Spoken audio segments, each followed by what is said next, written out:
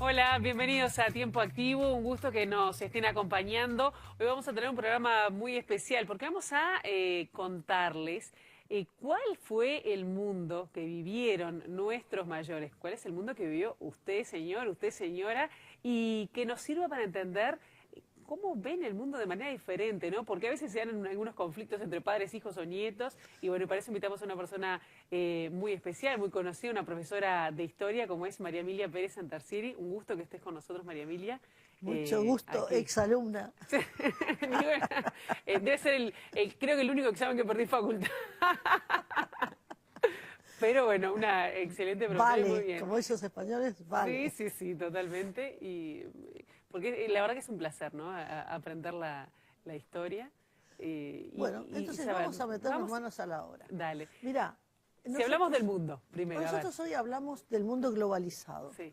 Yo siempre sostengo que el mundo está globalizado desde hace mucho tiempo. Ujú. Empezó con el descubrimiento de América, porque se ponen en contacto dos mundos que no se conocían. Las historias pasan de ser particulares a ser historias universales. Y después tú seguís avanzando, y me permito dar algún ejemplo para que la gente lo vea. Hay una guerra en el siglo XVIII, la Guerra de los 7 Años, que es desde 1756 a 1763.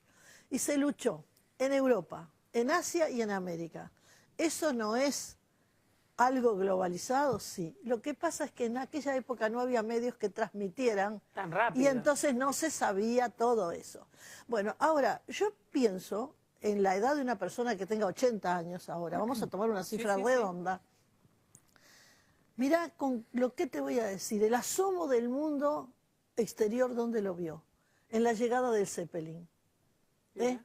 Fíjate una cosa, yo he hablado con gente que tiene esa edad y todos recordaban, fue en el año 34.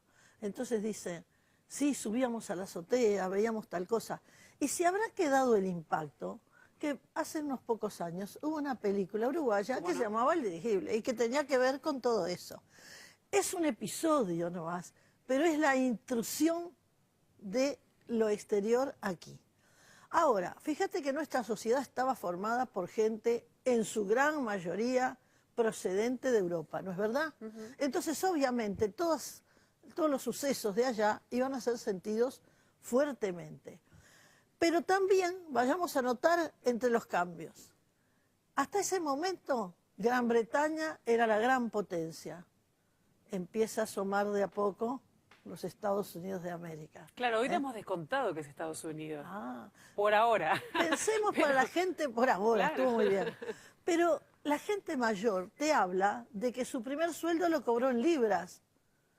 Así como hoy una persona podría decir, yo lo compré en dólares. Claro. Entonces ahí nosotros también vamos viendo el cambio. No te olvides que la Primera Guerra Mundial, que esta gente no la vivió, empieza, lógicamente, a hacer decaer a Europa y sube una potencia nueva, que va a inundar todo el resto del siglo XX. Bueno, entonces, en el año 29 se produce la primera crisis mundial que tiene como centro no Londres, sino Nueva York. ¿Eh? Entonces, acá, ¿cómo va a repercutir? Y después haremos una lista, pero en líneas generales, como en toda América hispana, pasó a haber un gobierno fuerte. Por supuesto que los demás gobiernos tenían un tinte militar que el Uruguay no lo tenía porque el Uruguay había perdido todo eso, ¿no? Y entonces aquí el golpe lo va a dar, es un autogolpe, lo da el presidente, y se quiebran las instituciones, El golpe de Estado de Terra, te refieres. claro. Cuando acá en el Uruguay todo el mundo pensaba que eso era impensable.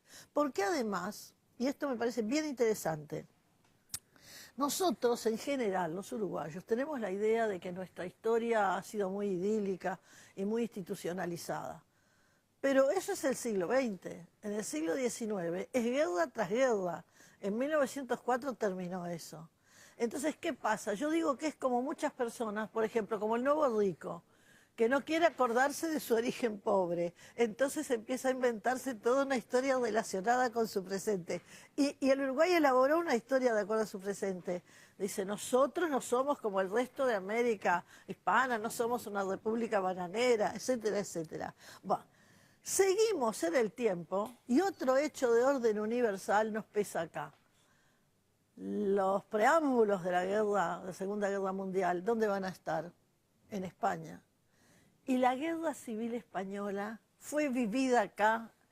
Ahí tenés para consultar gente mayor que te pueda contar. Había dos clubes donde se agrupaban los que estaban a favor de Franco y los que estaban a favor de la República. En los cafés, ayuda, comités de ayuda. Mirá, yo traté a la esposa de un compañero mío, que ahora ha fallecido ella, y vos sabés que me quedé así asombrada, porque yo no sé qué edad tendría esta señora, pero no tendría mucho más que eso. Y me contaba que de niñita ella tejía para los niños de España. Ahora es increíble que eso se dé cuando no existían los medios de comunicación tan instantáneos que hoy hay, ¿no? Pero también hubo una cosa. Aquí vino mucho exiliado. Claro. Acá vino Margarita Xirgu, que tomó escuela. las riendas del teatro, ¿no? Y venían otros tantos, Bergamín, yo qué sé. Acá se sintió el impacto, amén de los lazos que hubiera. Además, fíjate que eso de los dos bandos, que es muy interesante, bandos irreconciliables. Yo recuerdo una señora que conocí, que también debe andar por esa edad, que me decía, ella era practicante de Enriqueta Conte y Riquet. Entonces Enriqueta Conte y Riquet estaba a favor de la República con toda el alma. Y los padres de ella, gallegos, estaban con Franco. Esta persona oía esto acá y lo otro allá. Es muy interesante. Bueno, siguiendo en el tiempo. después de la guerra, nosotros tenemos el mundo bipolar, que ahí sí lo vivimos muchos. Tú no sé si llegaste, pero la Guerra Fría. Yo sí llegué al mundo bipolar, en el que, ¿te acuerdas? Se va a acordar mucha gente, el teléfono rojo que tenían, ¿Cómo no? y que en cualquier momento podía estallar la guerra. Y un buen día se dio la implosión del mundo soviético, y entonces las cosas cambiaron. Pero tranquilos no estamos nunca, porque surge como nunca el terrorismo. Ahora, en América Latina, por el año 59, pasó una cosa que también la conmovió totalmente, la Revolución Cubana. La Revolución Cubana vino primero a despertar la simpatía de todo el mundo. Y luego, desde que empezó el paredón, las aguas se dividieron.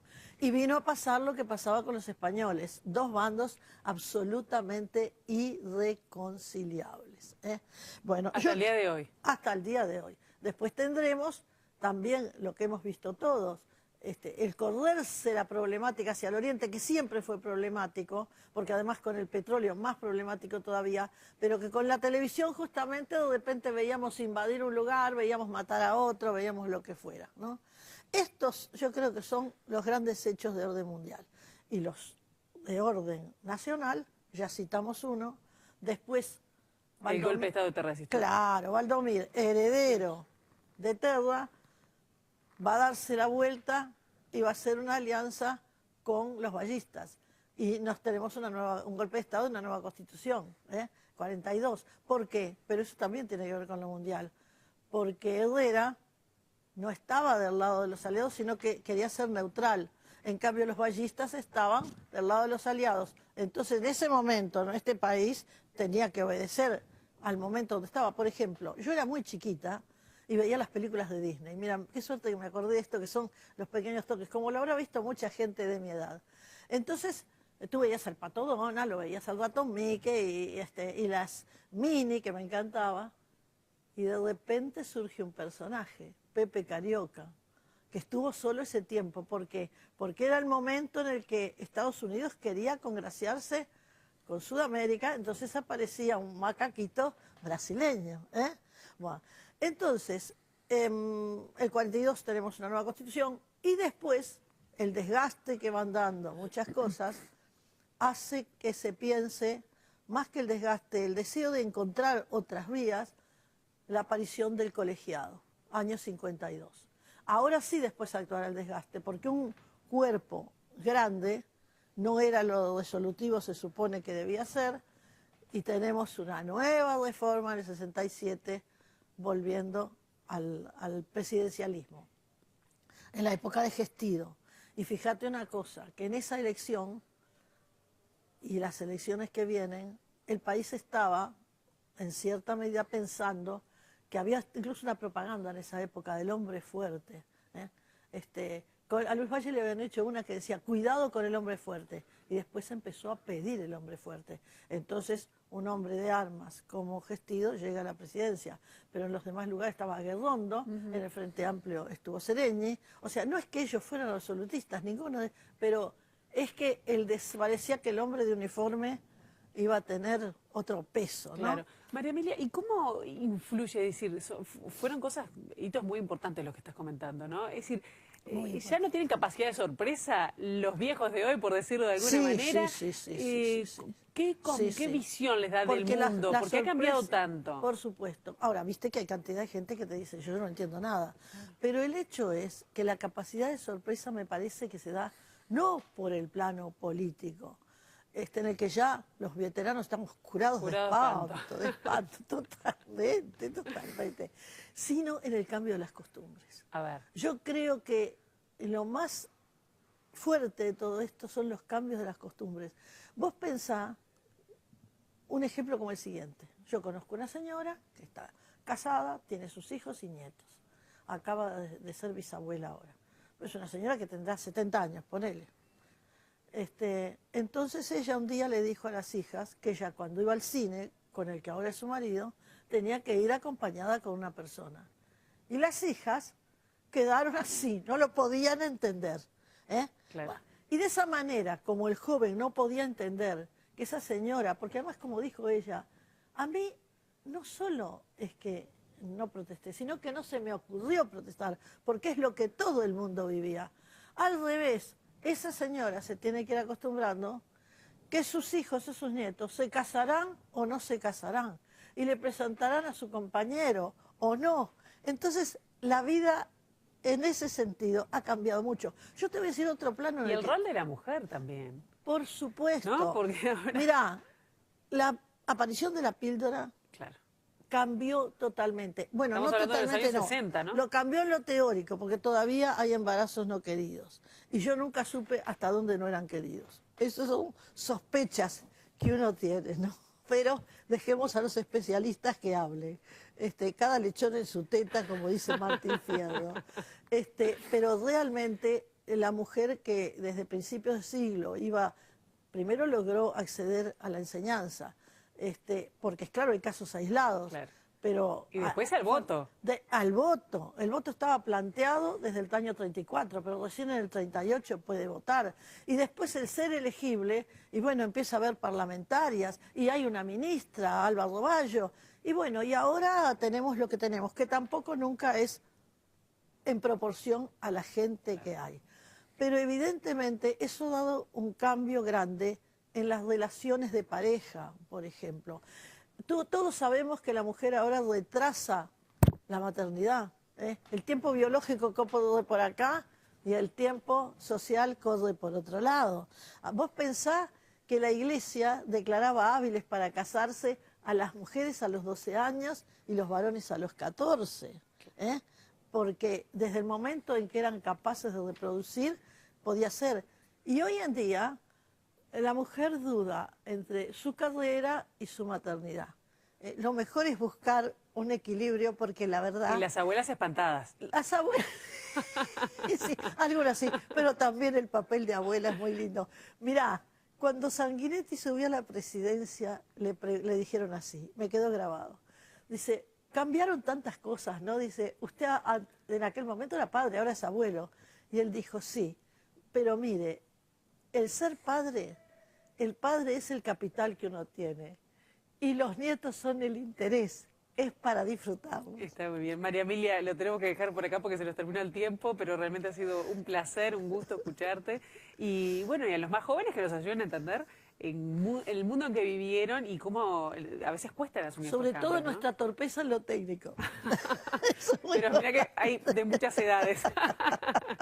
Los niños nos ganan, ¿no? María Emilia, muchas gracias por haber venido. bueno, encantada de estar contigo.